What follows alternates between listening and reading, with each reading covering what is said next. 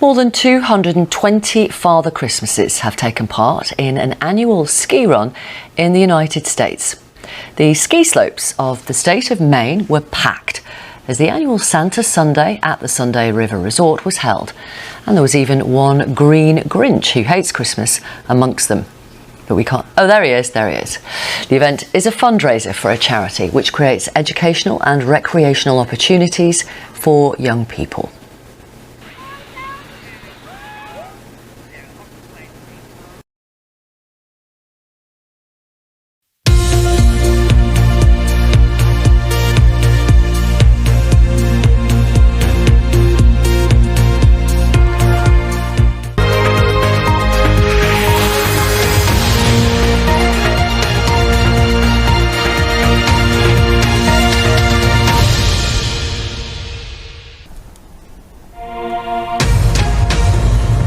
You're live with Tim Willcox here on BBC World News.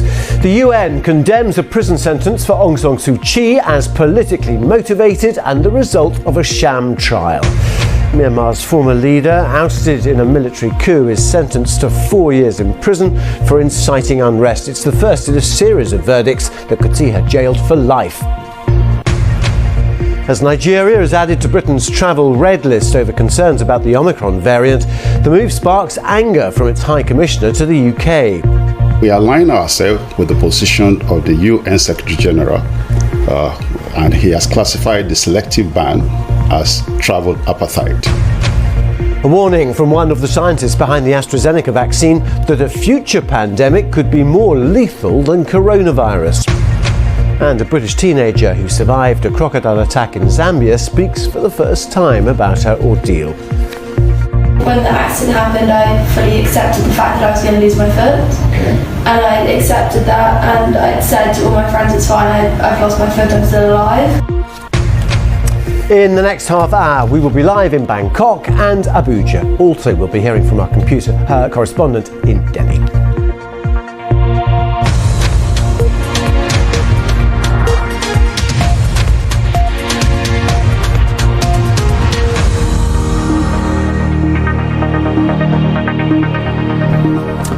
Hello and welcome to the programme. The UN Human Rights Chief Michelle Bachelet has condemned the conviction of the former head of Myanmar's government, Aung San Suu Kyi, as politically motivated. Ms Bachelet said it was a sham trial in a court controlled by the military.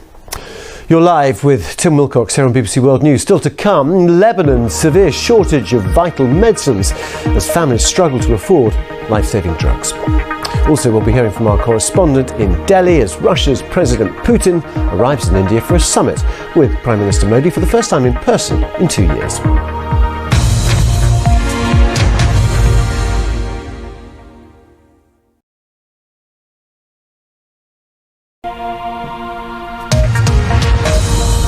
Hello, you're live with Tim Willcox. Lebanon is facing a severe shortage of vital medicines in a country where 80% of drugs have to be imported.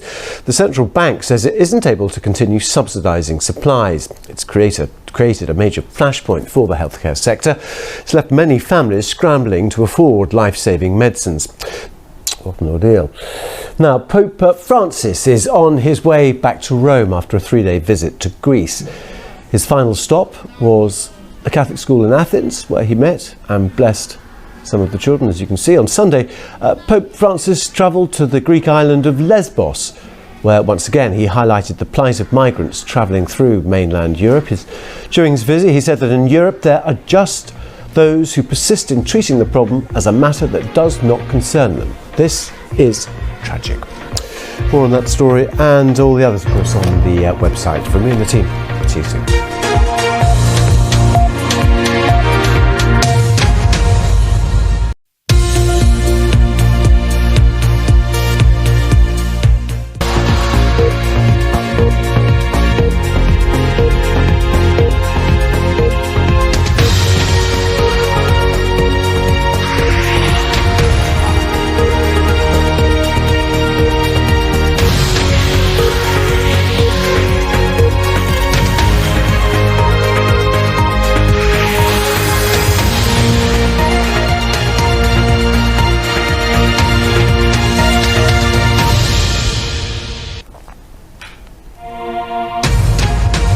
You're live with Tim Willcox on BBC World News.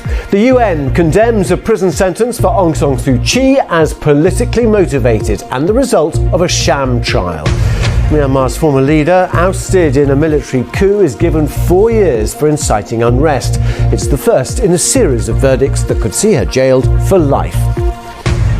As Nigeria is added to Britain's travel red list over concerns about the Omicron variant, the move sparks anger from its High Commissioner to the UK. We align ourselves with the position of the UN Secretary General, and he has classified the selective ban as travel apartheid.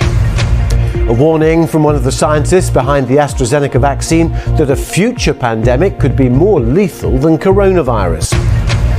Defence deals on the agenda as Russia's President Putin arrives in India for a summit with Prime Minister Narendra Modi. In the programme, we will be live in Geneva, Paris, Delhi and Nairobi.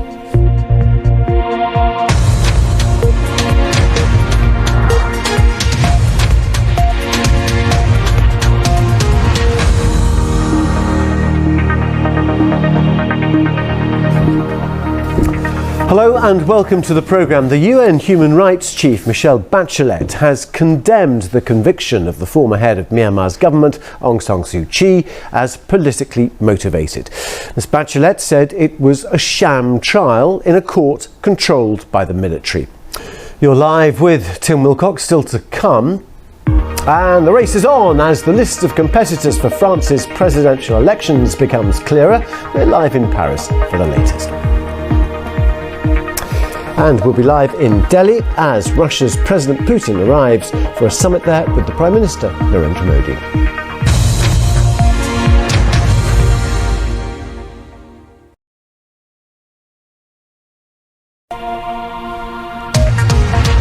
Hello, you're live with Tim Willcox. France will vote to elect a new president in April next year, and the list of competitors became clearer on Saturday with the nomination of the Republicans. The centre-right party has chosen a woman to be its candidate to unseat President Macron. Let's go live to Paris and take you a look at France's presidential race. Sophie Peder is the Paris bureau chief of the Economist. Macron is yet to declare. I think everyone's assuming he will. But the left and right really exploded into action over the past couple of days, haven't they?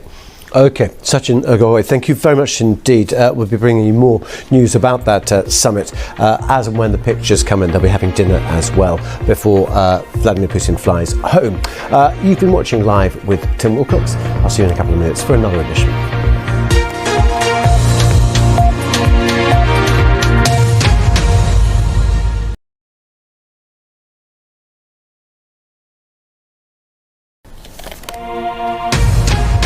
Hello, you're live with Tim Willcox on BBC World News. The UN condemns a prison sentence for Aung San Suu Kyi as politically motivated and the result of a sham trial.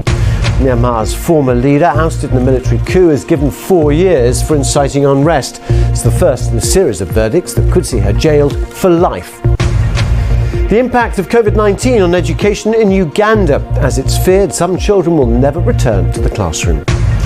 Could switching to hydrogen-powered cars help Japan, one of the world's biggest coal users, hit its net zero emissions target? And we'll tell you who you can vote for to win BBC African Sports Personality of the Year.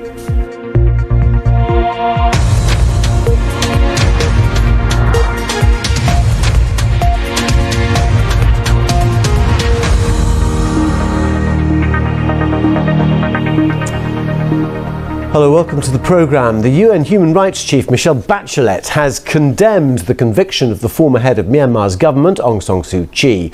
Ms Bachelet said the court's decision was politically motivated and called for her immediate release. Watching BBC News, just before the break, I just want to take you to Delhi because President Putin has arrived there. This is the 21st India-Russia summit, held face-to-face with Narendra Modi. The two men hadn't actually met for a couple of years since on the sidelines of the BRICS summit in 2019. Some arms deals to be signed, we understand, which are quite controversial. Sergei Lavrov Russia's foreign minister saying that the deal to sell 400 air defence missile systems to India will still be going ahead despite what he said was US efforts to undermine that accord. It's angered the States, which has threatened sanctions. Lavrov said that India was a foreign sovereign country and had a right to make its own decisions. Vladimir Putin, as I say, just spending a few hours here before he flies home for that virtual conference with Joe Biden over Ukraine.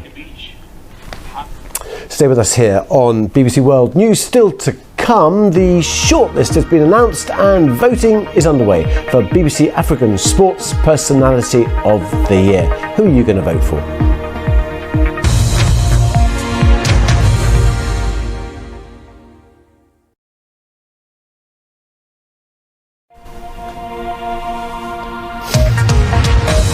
Hello, you're live with Tim Willcox. The shortlist for the BBC African Sports Personality of the Year 2021 award has just been announced. There are nominees. 5 of the 6 contenders competed at the Tokyo Games.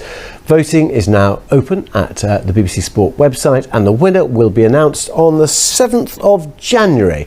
Let's go live to Nairobi to our Sports Africa sports reporter Celestine Caroni. Celestine, it's not just sporting achievement, it's personality as well. So who are the 6? We managed to keep up in the gallery. Thank you very much indeed. Right, just before we go, Pope Francis is on his way back to Rome after a 3-day visit to Greece. His final stop was a Catholic school in Athens, where he met and blessed some of the children there. On Sunday, Pope Francis travelled to the Greek island of Lesbos, where he once again highlighted the plight of migrants travelling through to mainland Europe. During his visit, he said, in Europe, there are those who persist in treating the problem as a matter that does not concern them. This is tragic. The last time actually the Pope visited, he had 3 Syrian families taken back to Italy with him. That is it from me and the team. Thank you for watching and hope to be with you all soon. Bye-bye.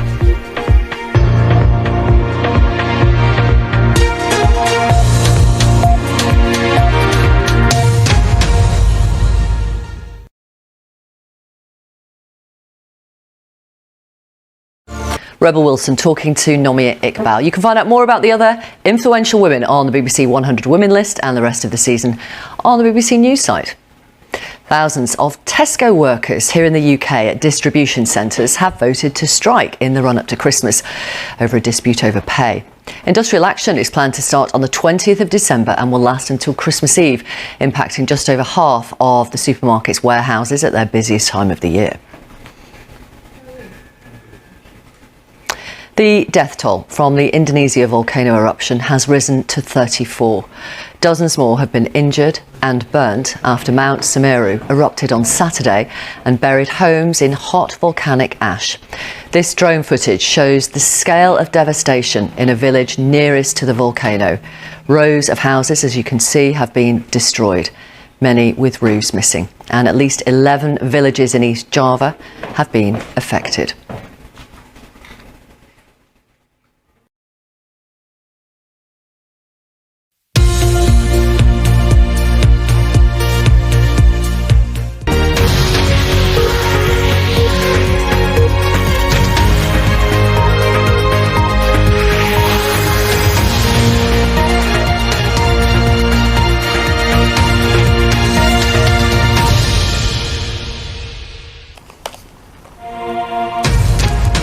Live with Lucy Hockings on BBC World News. Omicron travel restrictions tighten. New COVID travel rules come into force for people arriving in the UK in response to the new variant. And as countries ramp up their measures against COVID, the World Health Organization says mandatory vaccines should be an absolute last resort. A high-stakes video conference between Presidents Biden and Putin as fears grow of a potential Russian invasion of Ukraine. China calls America's diplomatic boycott of the Winter Olympics an ideological prejudice. And clouds of poisonous gas and hot ash complicate the search for survivors around the Indonesian volcano. The volcanic material turned into solid ground because of the heavy rain the past few days. In the next half hour, we'll be live in Durban, Moscow, Istanbul as well, and we'll have a report from Indonesia's Mount Semeru.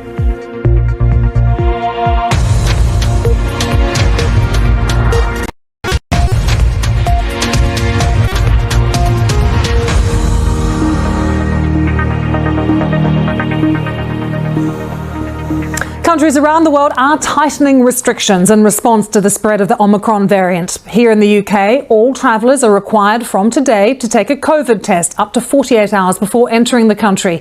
In France, nightclubs will be closed for a month in the lead up to Christmas. European health ministers are meeting to discuss whether to keep in place travel restrictions imposed last month on a number of southern African nations. Several member states are also planning nationwide vaccine mandates, but the WHO has issued a strong warning about such an action. Let's take you to France now, where a man's body has been recovered from the rubble of a residential building which was destroyed overnight in a suspected gas explosion. Firefighters are searching for two other people who are still missing in the debris in the Mediterranean town of Sanary-sur-Mer. A mother and baby have been rescued alive. The blast was heard from as far away as 8 kilometres. Germany's Social Democrats, Greens and Free Democrats have signed a coalition deal, setting out their plans to accelerate a green transition and modernise Germany's biggest economy. The SPD's Olaf Scholz is expected to be elected Chancellor by the Bundestag, the lower house of parliament, and he will officially take office on Wednesday. On the eve of the 80th anniversary of the attack on Pearl Harbor, veterans and loved ones gathered for a sunset ceremony at the site of USS Utah's sinking in Hawaii. 58 of the Utah's crew were killed after the ship was torpedoed, the first in the Pearl Harbor attack. It was one of several services being held to mark National Pearl Harbor Remembrance Day. Let's bring you more on our top story, all those travel restrictions being imposed around the world right now in response to the Omicron variant. Scientists in South Africa are starting to get a better idea of just how infectious and how dangerous this new variant is. One recent study has found the risk of reinfection with Omicron is much higher than with other variants. Well, we've got African leaders as well calling for a reversal of these travel bans that have been imposed on some of the southern African countries. One of them is Botswana's president. In the next hour, I'll be talking to Mogwitsi Masisi live. That's at 1200 GMT here on BBC World News. So Botswana's president joining me in about 45 minutes time. I hope you can stay with us for that. You're live with Lucy Hockings, still to come. We report from Indonesia, where clouds of poisonous gas and hot ash are complicating the search for survivors after a deadly volcanic eruption. We'll take you live to Istanbul as well, where a failing economy and a meltdown in the currency has sparked calls for an early election.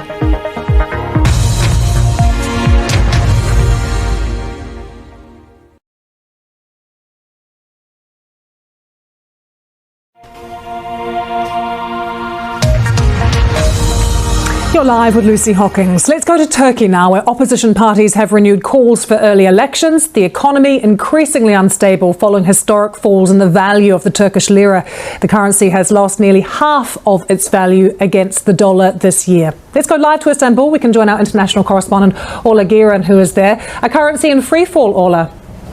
Vylda Baraputri there, she has been right to the scene where the volcanic ash has come down from the mountain and seen the scale of the devastation for herself.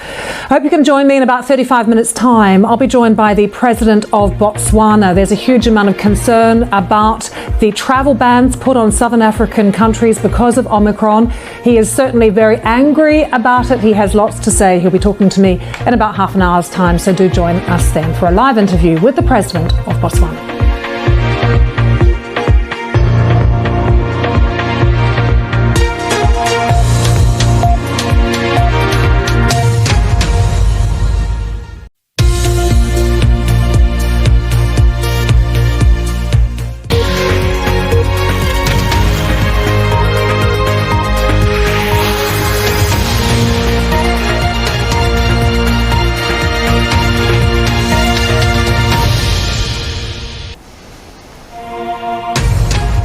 You're live with Lucy Hockings on BBC World News. Global restrictions tighten over concerns of the Omicron variant.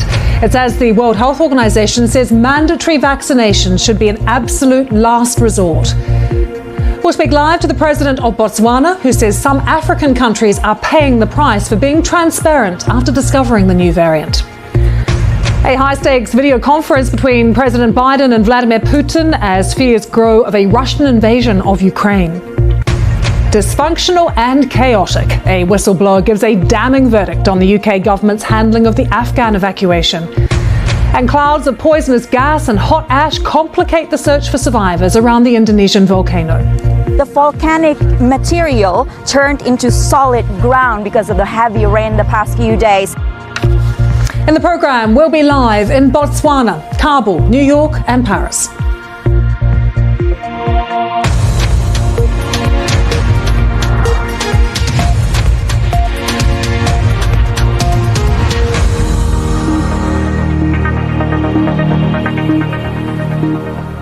Countries around the world are tightening restrictions in response to the spread of the Omicron variant. Here in the UK, all travellers are required from today to take a COVID test up to 48 hours before entering the country. In France, nightclubs will be closed for a month in the lead up to Christmas. European health ministers are meeting to discuss whether to keep in place travel restrictions imposed last month on a number of southern African nations.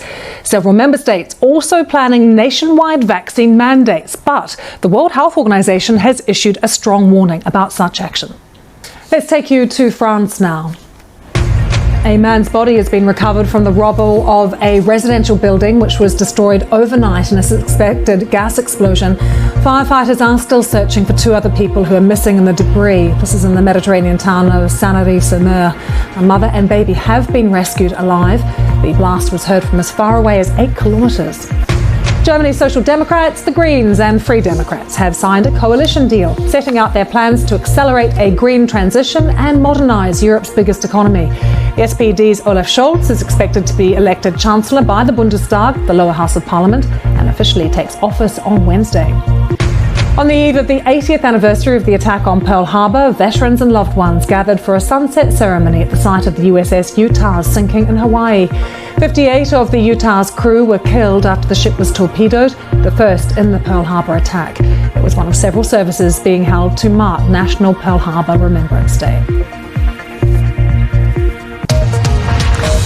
China has warned that the United States will pay a price for its decision to boycott the Winter Olympics in Beijing. The US announcing on Monday no diplomatic or political figures will attend the Winter Games in February. Now, this is to protest at China's human rights record. Let's have a listen to the Chinese Foreign Ministry spokesperson.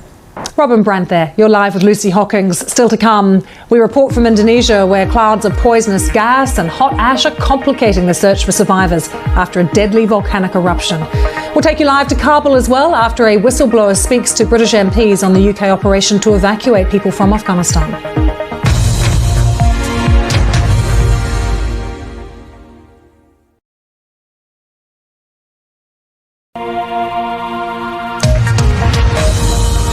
You're live with Lucy Hockings. A whistleblower who worked on the UK operation to evacuate people from Afghanistan has told British MPs only a tiny fraction of those who asked for help received it. Raphael Marshall, who resigned from his job in September, says the process was dysfunctional. He also said it was chaotic and it was clear that some of those left behind were murdered by the Taliban. Here's our diplomatic correspondent, James Landau. Fiona Barahutri there, reporting from the village closest to the eruption. Let's just take you to Brazil and show you Sugarloaf Mountain, a good spot for people there to see something daring this weekend. This professional tightrope walker, Nathan Paulin, was making his way across a very fine slack line between two hills in Rio. Suspended more than 200 feet above the ground, it took him 30 minutes. The French daredevil holds a dozen world records. He's even walked across the Eiffel Tower. He says he was very emotional about completing the feat because he had been rescheduled dozens of times because of COVID. And he loved the view, of course.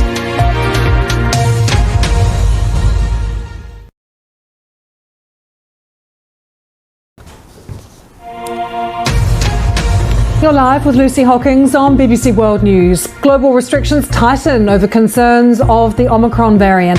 It says the World Health Organization says mandatory vaccinations should be an absolute last resort. New York introduces a COVID-19 vaccination mandate for all private sector workers. They have to be jabbed by December the 27th. The boss of a US firm comes under fire after sacking around 900 employees all at once during a Zoom call. And as the BBC celebrates influential women from across the globe in our 100 Women season, we'll speak to one of them, Afghan visual artist Rada Akbar. In the next half hour, we will take you live to Paris and to New York.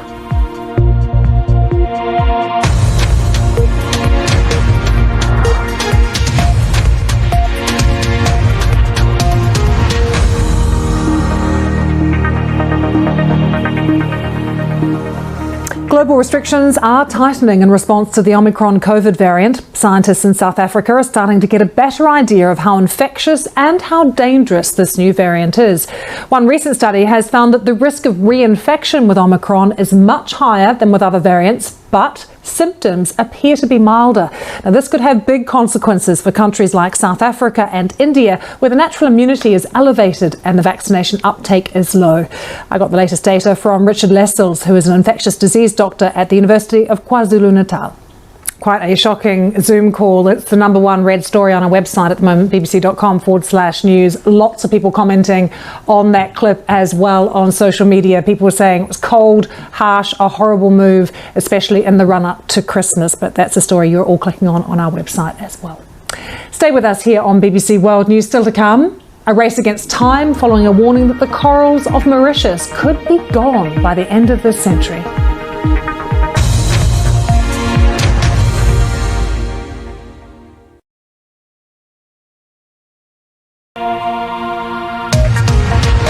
You're live with Lucy Hockings. The corals in Mauritius could be gone by the end of this century, according to environmental experts. Rising sea temperatures caused by climate change bleach the corals, killing many of them. Nora Fakim went to find out what Mauritius is doing to try and save them. Rada, congratulations. There's more of your work on our website, bbc.com/news. Rada Akbar joining us from Paris. See you again tomorrow. Bye-bye.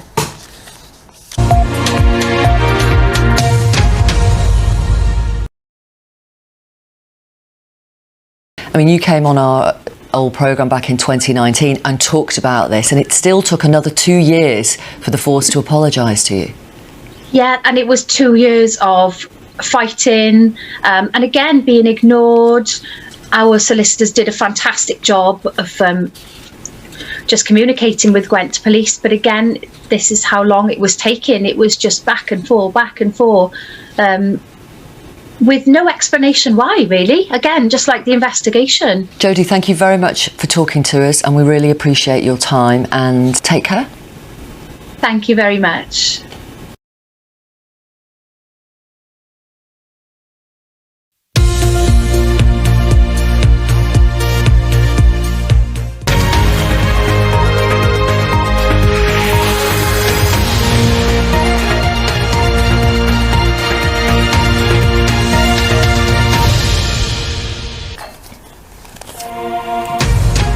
You're live with Lucy Hockings on BBC World News. Olaf Scholz officially becomes Germany's new Chancellor. He'll be sworn in very shortly after being confirmed by MPs in a secret ballot a couple of hours ago. A helicopter carrying the head of India's armed forces has crashed in the south of the country. Australia joins the diplomatic boycott of the Beijing Olympics. And Boris Johnson faces a huge backlash after a video emerges showing Downing Street staff joking about holding a Christmas party during last year's lockdown. The next half hour, we'll take you live to Berlin and Delhi and hear from our correspondent in Sydney.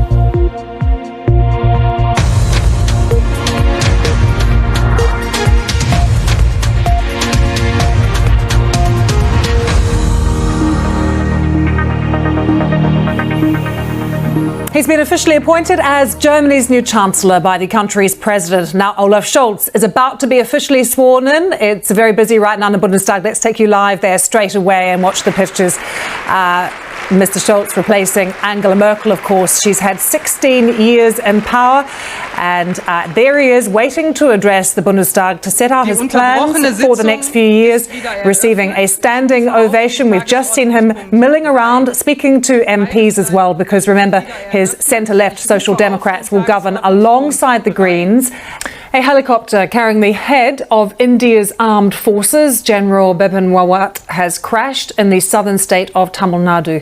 The 63-year-old chief of defence staff was travelling with his wife and a number of officials. We are also getting reports that 4 other people have been killed. What we don't know is if General Rawat and his family are safe, or who exactly was on board. It's unclear what is happening with the rescue operation or at the site right now, but we do know that people with severe burns have been taken to local hospitals, and that the helicopter was taking off from an army base in Sulu, heading for Wellington town, and the Indian Air Force saying in a statement that they have ordered an investigation into the accident. But the man you're seeing here, General Rawat, is 63 years old. He was appointed India's first ever Chief of Defence Staff in January 2019, and we understand as well the Prime Minister Narendra Modi is being briefed. We hope to go live to Delhi shortly. A landmark law allowing same-sex marriage has been passed in Chile. The legislation approved in Parliament on Tuesday also allows some same-sex couples to adopt children. The LGBT community says it's a momentous occasion after years of struggle. Tanya Dendrinos reports. You're live with Lucy Hockings, still to come. That, remarkably, is the sound of life coming back to a newly restored coral reef. We'll be talking about these growling fish coming up. Stay with us.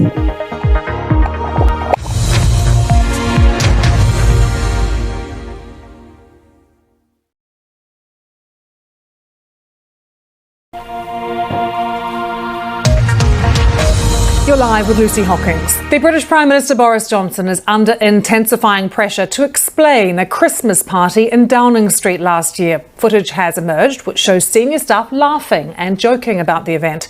The opposition Labour leader has urged the Prime Minister to come clean and apologise because at the time, coronavirus rules banned such events. Let's take you to Peru now. President Pedro Castillo has survived a motion to impeach him, with protests in the capital Lima both for and against him. The impeachment vote had threatened to tip Peru into political uncertainty, with Castillo battling crises as his popularity decreases just months into his administration because of corruption allegations.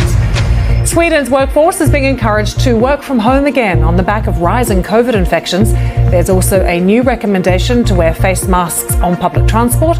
The government has also said a further rise in infections could see the rollout of vaccine passes to restaurants as well as to smaller public events.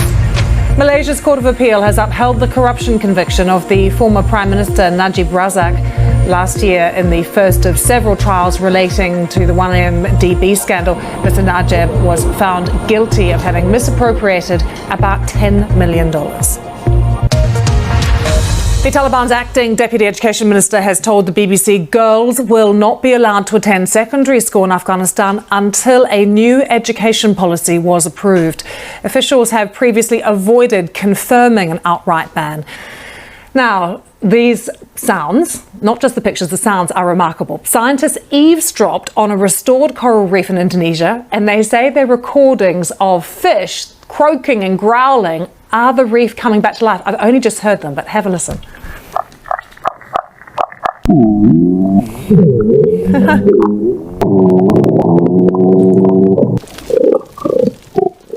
So over a decade, the reef has been reseeded with new corals. And what the researchers did is they got some underwater microphones and recorded the site.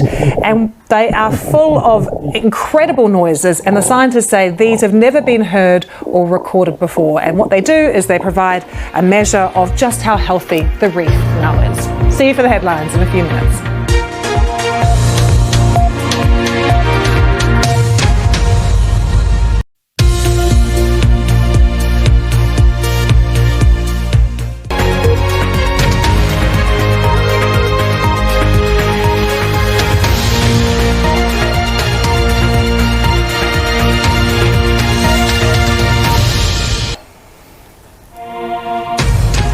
You're live with Lucy Hockings on BBC World News. A new era in German politics as Olaf Scholz becomes the new Chancellor.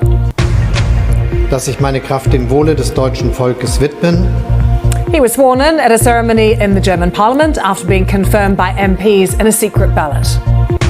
The British Prime Minister Boris Johnson faces a huge backlash after a video emerged showing Downing Street staff joking about holding a Christmas party during last year's lockdown.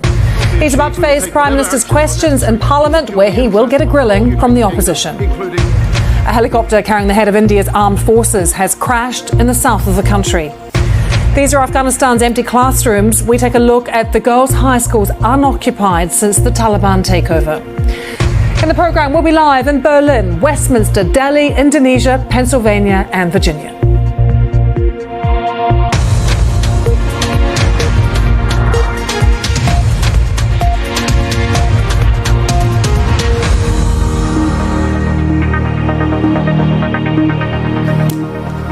Olaf Scholz has been sworn in as Germany's new Chancellor, bringing an end to Angela Merkel's historic 16 years as leader. He will now lead a three-party coalition with the Greens and the Liberal Free Democrats.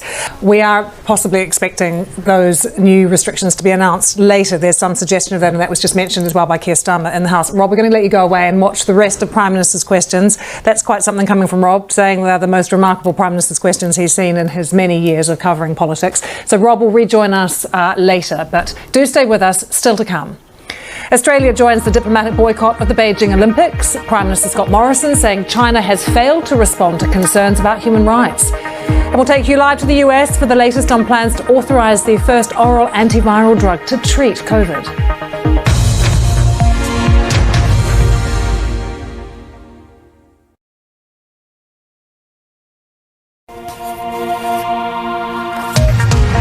You're live with Lucy Hockings. Let's update you on the breaking news from India in the last few hours, where a helicopter carrying the head of India's armed forces, General Bipin Rawat, has crashed in the southern state of Tamil Nadu. He is 63 years old, the Chief of Defence Staff, travelling, we understand, with his wife and a number of officials.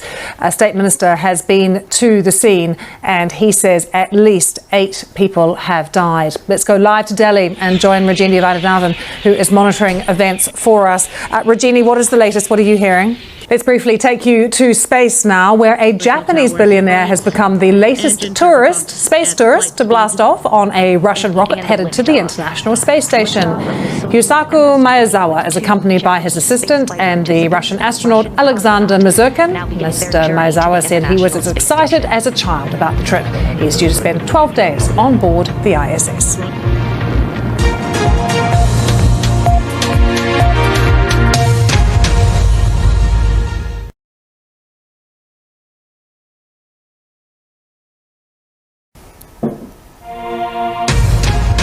You're live with Lucy Hockings on BBC World News. A new era in Germany as Olaf Scholz becomes the new Chancellor. Dass ich meine Kraft dem Wohle des deutschen Volkes widmen. He was sworn in at a ceremony in the German Parliament after being confirmed by MPs in a secret ballot. Our Prime Minister on the ropes, Boris Johnson, apologises for a video that showed his staff joking about a Christmas party during last year's coronavirus lockdown. Search and rescue operations are still underway to find 16 people missing after the eruption of Indonesia's Mount Semeru. And as part of our 100 Women season, we'll be speaking to the Afghan filmmaker Roya Sadat. The next half hour, we'll be live in Westminster, Indonesia and Virginia.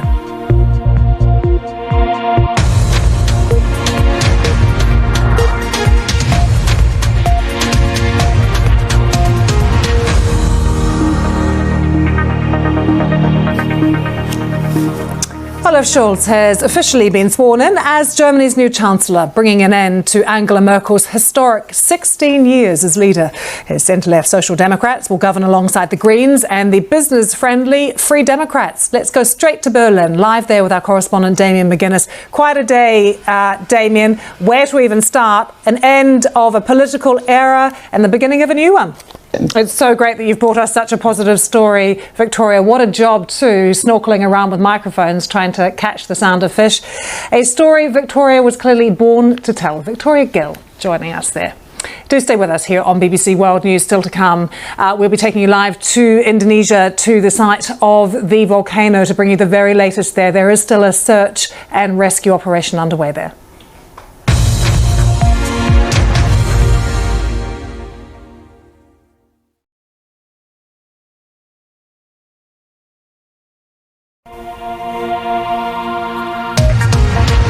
You're live with Lucy Hockings. We have breaking news to bring you now from India. We have confirmation from the Indian Defence Department that their chief, Bipin Rawat, General Bipin Rawat, his wife and 11 other people have died after the helicopter, the military helicopter they were travelling in, crashed in Tamil Nadu.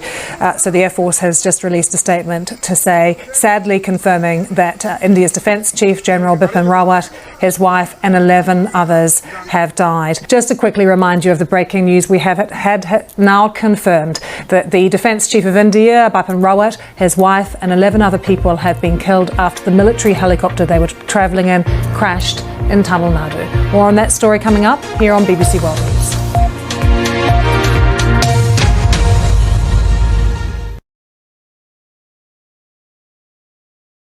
with his seniority. He has, I would reiterate, he has, I'm told... That's where we will leave our viewers now on BBC World.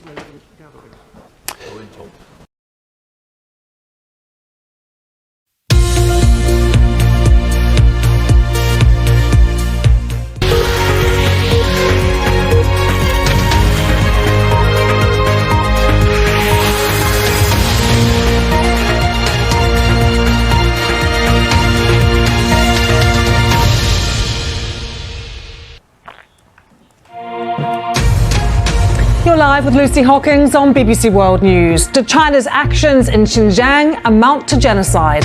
We hear from one man who gave evidence at an unofficial tribunal which is presenting its findings right now. The World Food Programme suspends aid distribution in 2 towns in northern Ethiopia after gunmen loot its warehouses. New Zealand plans a groundbreaking new scheme to stop the younger generation from ever buying cigarettes in their lifetime. New COVID rules are announced for England, but the Prime Minister is accused of trying to deflect attention from a political scandal. In the next half hour, we'll hear from our correspondents following that Uyghur tribunal and UK politics, and we'll take you live to Nairobi.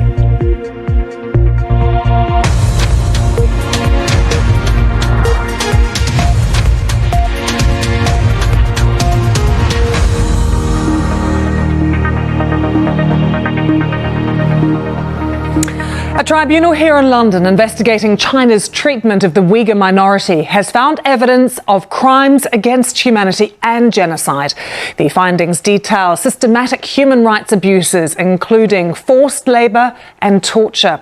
We've been watching the tribunal. It's happening still. They're delivering their findings right now. But the chair of the tribunal, Sir Geoffrey Nice, explained how women were sterilised without their consent. Families were deliberately separated. Witness statements also described rapes and assaults in detention camps. Let's take you to India now, where farmer unions have decided to end their protests. It follows more than a year-long protest against 3 contentious farm laws. The government has promised to meet most of their demands and given them assurances in writing. Tens of thousands of farmers who had been camping on the borders of Delhi say they'll start heading back to their villages on the 11th of December. Jimmy Lai and 2 other pro-democracy activists have been convicted in Hong Kong for having taken part in a banned vigil last year. Lai, who founded the now-defunct Apple Daily newspaper, was found guilty of having incited others to join an illegal assembly. He is already serving a jail sentence for attending other banned gatherings. Donald Trump's former chief of staff has filed a lawsuit against the Congressional Committee, which has charged him with contempt over his refusal to testify in the investigation of the January Capitol riots. Mark Meadows specifically names the Democratic leader of the House of Representatives, Nancy Pelosi, in his suit, alongside 9 members of the panel. New Zealand is looking to bring in legislation that will stop young people from ever buying cigarettes, with the aim of making the whole country smoke-free within 4 years. Here's Lucy Gray. You're live with Lucy Hockings, still to come. The giant star illuminating the latest stage in the building of Barcelona's La Sagrada Familia. And we'll be live with our correspondent on the latest twists and turns in UK politics and the pandemic.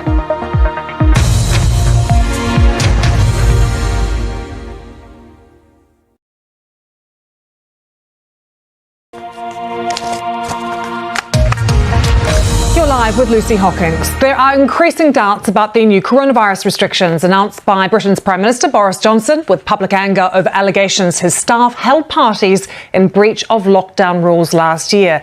That was Sir Geoffrey Nice there. So he also talked about how women have been sterilised without their consent, about how families have been deliberately separated. He was sharing with people who were taking part in the live stream as well witness statements that described rapes and assaults in detention camps and the incredibly strict surveillance that takes place throughout Xinjiang province. To say that China has denied these allegations, they always have, and the BBC approached China about some of the specific allegations which they call a pack of lies. But pressure is really growing on Beijing over this, because we've now seen a number of countries, Australia and New Zealand being the latest, Canada too, joining the US in announcing diplomatic boycotts of the Winter Olympic Games. They're due to start in Beijing shortly. And we've also seen overnight the US House of Representatives approving legislation banning imports from Xinjiang. So real pressure growing on China over this, and that chorus of criticism will grow now that we've had the findings from this tribunal saying they have found evidence of crimes against humanity and genocide. Good to have you with us. I've got the headlines coming up.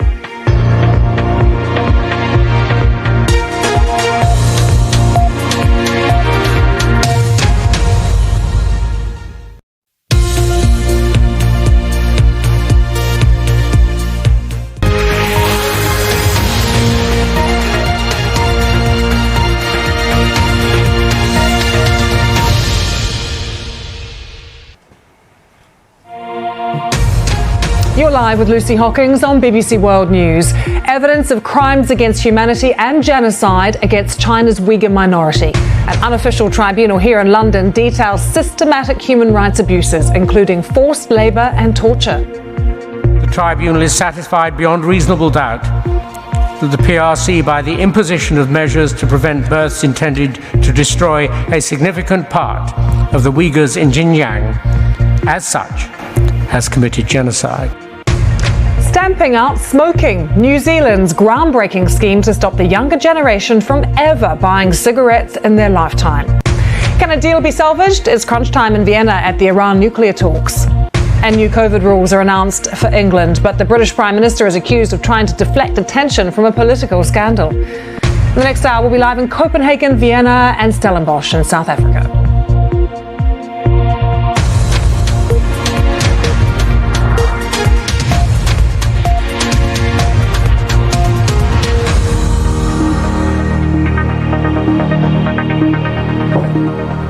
At a tribunal here in London investigating China's treatment of the Uyghur minority, they have found evidence of crimes against humanity and genocide. The findings detail systematic human rights abuses, including forced labour and torture. It was the chair of the tribunal, Sir Geoffrey Nice, who explained how women were sterilised without their consent, families were deliberately separated in order to control the Uyghur birth rate. Witness statements described rapes and assaults as well in detention camps.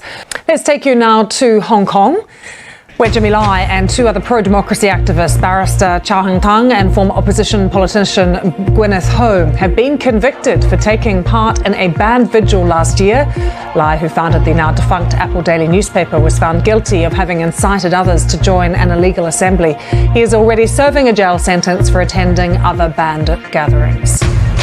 Joe Biden will speak to Ukrainian President Volodymyr Zelensky on Thursday to discuss the Russian military buildup near the Ukrainian border. On Tuesday, the president warned Vladimir Putin that Russia would face serious economic sanctions should Russian troops gathered on the border launch an attack. Donald Trump's former chief of staff has filed a lawsuit against the Congressional Committee, which has charged him with contempt over his refusal to testify in the investigation of the January Capitol riots. Mark Meadows specifically names the Democratic leader of the House of Representatives, Nancy Pelosi, in his suit, alongside 9 members of the panel. For the first time in 21 years, Barcelona has failed to make the knockout phase of the Champions League. Needing a victory in Munich on Wednesday, Barca slipped to a 3-0 defeat at the hands of Bayern. They finished third in the group, so they now drop into the Europa League. Diplomats from Iran have returned to Vienna for talks with Western powers on salvaging the 2015 nuclear deal. Let's take you to Vienna live now and join the BBC's Bethany Bell. So it's crunch time in Vienna there, Bethany. Are there hopes of a deal? Relief. Bethany, good to see you. Thanks so much. Bethany Bell following the talks for us in Vienna. You're live with Lucy Hockings, still to come. A rebellion by MPs from Boris Johnson's own party is expected when the government's new coronavirus restrictions are put to the vote. We'll take you live to Delhi, where Indian farmers are expected to end their protest against government reforms.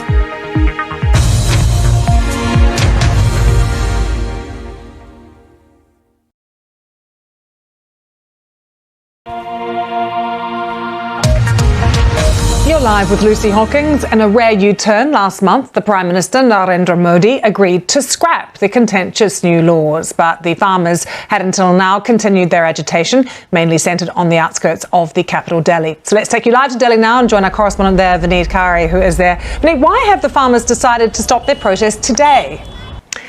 Do stay with us. Coming up in the next few minutes, we'll be answering some of your questions on the new coronavirus variant Omicron. I'll be joined by Dr. Catherine Smallwood, the COVID Incident Manager at the WHO, and Professor Tullio de Oliveira, Director of the Centre for Epidemic Response and Innovation at Stellenbosch University in South Africa. Some great questions have come in. They'll be answering them for you. See you in a few minutes.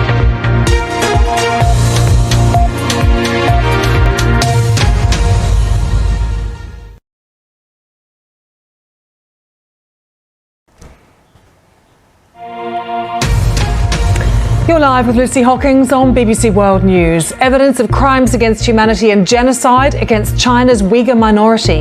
An unofficial tribunal finds and details systematic human rights abuses, including forced labour and torture.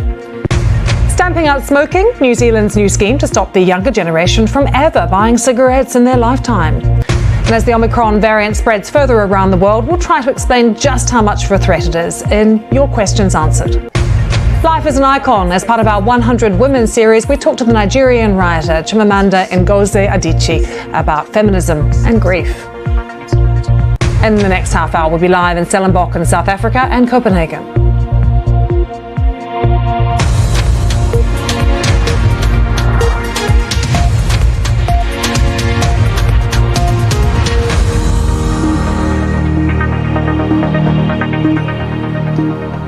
Let's bring you right up to date with the very latest we're hearing from the World Health Organization about the new variant, Omicron. They've just expressed concern that wealthy countries will start to hoard coronavirus vaccines in response to the spread of the variant. And they have said that this could threaten supplies to nations where most people have still not been vaccinated. So real concern there coming from the WHO. Omicron now in 57 different countries, we know, and countries around the world are rolling out fresh restrictions. They want to try and limit the spread of the variant. And as this happens, many of you have concerned, of course. So you've been sending us your questions about Omicron and the COVID situation. So let's try and answer some of them. I'm joined by Dr. Catherine Smallwood, COVID-19 Incident Manager at WHO Europe, and Professor Tullio de Oliveira, Director of the Centre for Epidemic Response and Innovation at Stellenbosch University in South Africa. Very good to see you both. Tullio, we remember you coming out and talking about this new variant just a few weeks ago. Are you alarmed by how quickly it seems to be spreading? Yeah, we can't forget that. We can't just rely on vaccines. That's a very good message to end on. Catherine, thank you very much. Dr. Catherine Smallwood joining us there, and Professor Tullio de Oliveira. Very good to get your thoughts. So valuable to get the answers to those questions, and thank you all for sending those questions in. Stay with us here on BBC World News. Still to come, Life as an Icon. As part of our 100 Women series, we talked to the Nigerian writer Chimamanda Ngozi Adichie about feminism, but also grief.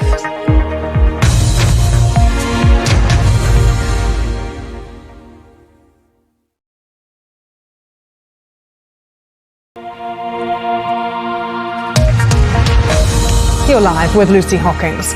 Now, for many, the writer Chimamanda Ngozi Adichie became famous when her TED Talk, We Should All Be Feminists, was featured in Beyoncé's song Flawless. But her books have been translated into over 30 different languages. In an exclusive interview for our 100 Women series, the Nigerian writer talks to Catherine Bayahunga about the responsibilities that come with being seen as an icon, and also her newest book, which details with the grief of losing her father. Great to have you with us. See you again next week. Bye-bye.